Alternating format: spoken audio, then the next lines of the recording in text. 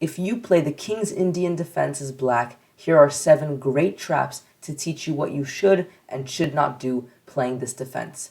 Like this video if this is helpful, and let's begin. Trap number 1 is d4, knight f6, c4, g6, knight c3, bishop g7, e4, d6, and now if they play the move knight f3, you can castle of course, and if they play the move bishop to d3, you can play bishop to g4.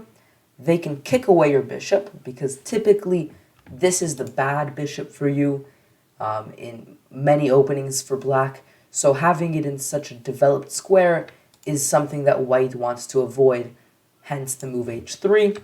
You can take it and then develop your knight to c6, and if they're not careful with something like bishop to e3 and then knight to e2, notice because they have to defend this pawn as the move knight to d7 was attacking it, well, suddenly you can play this beautiful knight to e5 idea. After they take, you recapture with the knight, and you've won a pawn for a piece, but you're about to win the piece back. And after the queen moves, not only do you win the piece back, but you win even more material, and the king has to move, and you're in a completely winning position. So a beautiful trap here for black. Going backwards, after knight f3 here and castles, they can also play the immediate h3, trying to stop your bishop.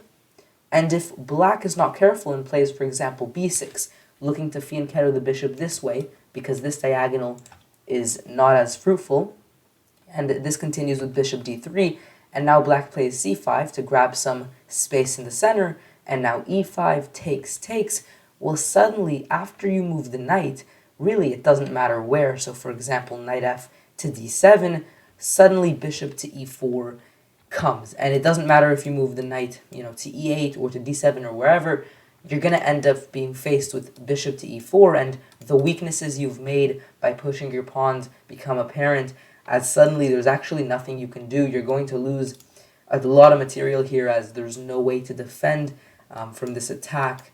You're going to have to give away some material, perhaps with knight c6, but it's already looking horrible for black. So this is trap number 2. Now we're moving on to trap number 3. And trap number 3 is after knight to c3, bishop to g7, e4, the move d6, of course. And now instead of playing knight f3, what if they play the move f4?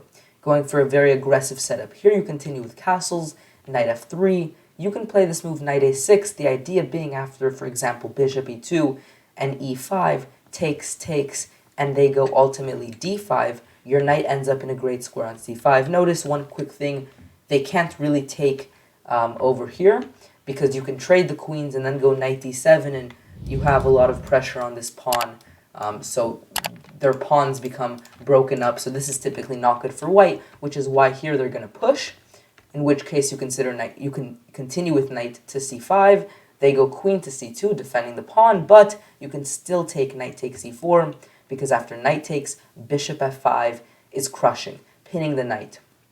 Of course, a move like knight to d2 doesn't really work. You can, for example, take maybe with the knight here, but ultimately go queen to h4 check, and you're going to win back the material. In fact, perhaps even going for something like this, which would end up with them having a wrecked structure as well.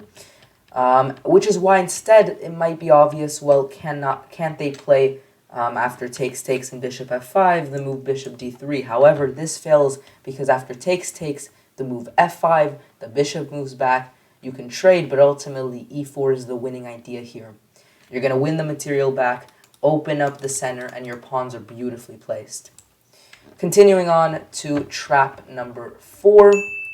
Trap number 4 is after, instead of playing f4, they can go and play the move bishop g5. This is another line that you might face. You can castle here. They go bishop to e2, knight to d7, queen to d2, and now you can play the move c6, knight to f3, e5, and after, for example, d5, let's say, you can play the move knight c5. And the idea with this move is that if they were to just simply castle, you can actually take knight takes e4, ignoring the pin because you have a very equal attack here on this queen. And that is the downside of putting the queen on d2.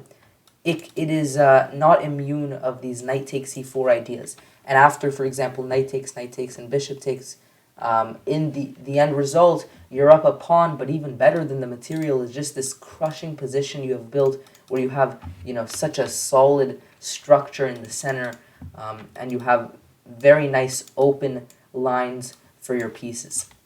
So this is one trap that can happen, but trap number 5 is a very similar one, because if they actually castle here, you can take, let's say knight c5, and if they go f3, well, guess what? Takes. And this works, again, for a slightly different reason, because after knight takes, and pawn takes, bishop takes d4, check. The king has to move. Well, then you go queen b6, and if they take, you take the bishop here, and again, you get a position where you just have such a beautiful, let's, for example, say that they move their king above the material advantage. You just have a really crushing position because of the way your pieces are placed. There's just pressure everywhere here. For the next trap after bishop g7, e4, d6, they can also play the move f3. And here you can continue by castling, bishop e3.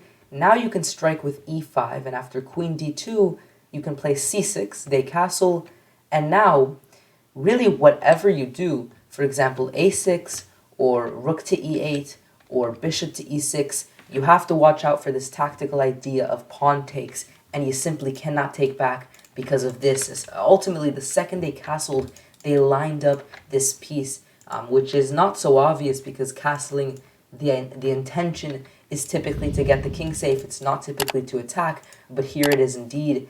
And so, for example, a6 or, any other move that doesn't deal with this will run straight into pawn takes e5, taking advantage of the pin. And for another trap here, instead of playing e5, what if you just simply go knight b to d7, then they go queen to d2, you strike with e5, they go d5, you can play a5, and after they go bishop to h6, beautiful idea, knight takes e4. You're seeing a common theme of this knight takes e4 over and over again, but ultimately after knight takes back, queen to h4 is winning the material. You've won an extra pawn, but again, the important thing is not necessarily that extra pawn, it's just your dominating position. I mean, at some point you're going to add so much pressure into white's position that that one pawn won't matter because you're going to win much more. Subscribe if you're new around here. Like this video if you found this helpful, if you play the King's Indian Defense and now you've learned some common themes like this knight takes e4 idea, and also some common things not to do, like opening up this diagonal right here on your rook. And I'll see you next time. Peace out.